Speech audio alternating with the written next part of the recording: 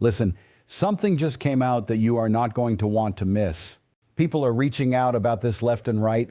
There are new budget decisions being made in Washington right now, and what they mean for your Social Security check, your SSI, your SSDI, and your monthly payments is something every single one of you needs to understand before the end of this video. This just came out. There are changes happening at the Social Security Administration. There are trust fund warnings that just got updated. There are new tax provisions in the budget law that seniors are confused about. And there are staffing cuts at the agency that processes your benefits. All of this is connected. All of it affects you. And I'm going to walk you through every single piece of it right now. So stick with me. Before I get into everything, if you find this kind of update helpful, do us a favor and hit that subscribe button. We cover Social Security, SSI, SSDI, Medicare, and everything else that matters to people on fixed income every single day. We are here for you.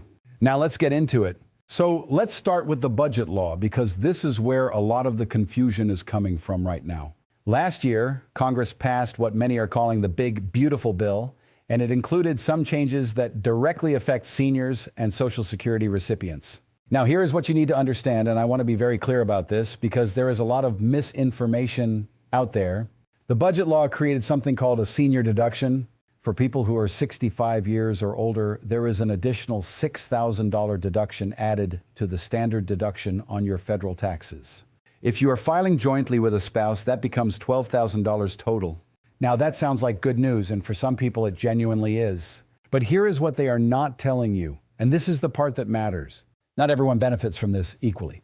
If your income is below a certain threshold, if you are already not paying federal income taxes, which is the case for many low-income seniors, then this deduction does absolutely nothing for you. It does not put extra money in your pocket. It does not increase your Social Security check. It is a tax deduction, not a payment increase, and people need to understand that difference. The deduction starts to phase out if you are a single filer making more than $75,000 a year, and it disappears entirely once you hit $175,000 as a single filer. For married couples filing jointly, the deduction begins phasing out at $150,000. So if you are on a fixed income, living off your Social Security check, maybe a small pension, maybe a part-time job, there is a good chance this deduction does not change your situation much at all. I will keep you updated as more clarity comes out on this. Now here's where things get more serious, and I want you to really pay attention to this part. The same budget law that created that senior deduction is actually putting Social Security's long-term future under more pressure. Here is how it works, and bear with me because this is important for every single person watching this video. Social Security gets its money from three main sources: payroll taxes paid by workers and employers, interest earned on the bonds in the trust fund, and taxes paid on Social Security benefits themselves. Now, the budget bill reduced how much tax some seniors pay on their Social Security benefits. In the short term, yes, that can feel like a win for certain people, but here's the problem.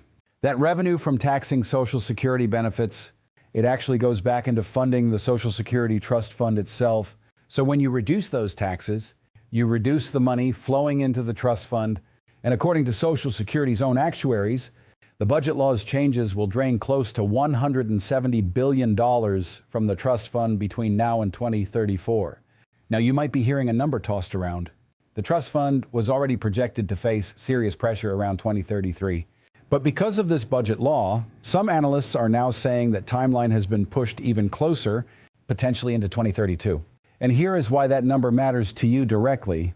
If that trust fund runs out of its reserves and Congress does nothing to fix it, Social Security by law would have to reduce benefits across the board. We are talking about a cut in the range of roughly 20 to 23% for all recipients. For a retiree getting $1,500 a month, that could mean losing somewhere between $300 and $350 a month. Now, I am not saying this is going to happen. I will keep you updated on every single development, but I want you to understand what is at stake, because Washington is making decisions right now that have real consequences for your real life, and you deserve to know what is being discussed, not just the parts that sound good. Let me tell you something else that is going on right now, and this one hits close to home for a lot of you. People have been reaching out and asking about the staffing changes at the Social Security Administration. So here's what happened. Earlier this year, under a government efficiency initiative, the Social Security Administration announced it was reducing its workforce by about 7,000 employees. That took the agency from roughly 57,000 workers down to about 50,000. Now, to some people, that sounds like trimming the fat. But here is what the experts who actually worked inside the system are saying. Fewer workers means longer wait times. It means slower processing of new claims. It means if there is a mistake on your record, if your payment does not come through, if there is a discrepancy in your earnings history, you are going to wait a lot longer to get it resolved. And for people living on a fixed income, waiting is not just inconvenient. Waiting can mean missing rent. Waiting can mean skipping medication. And that is not okay. On top of that, 6 out of 10 regional Social Security offices have been shut down, and dozens of field offices across the country are being consolidated or closed entirely.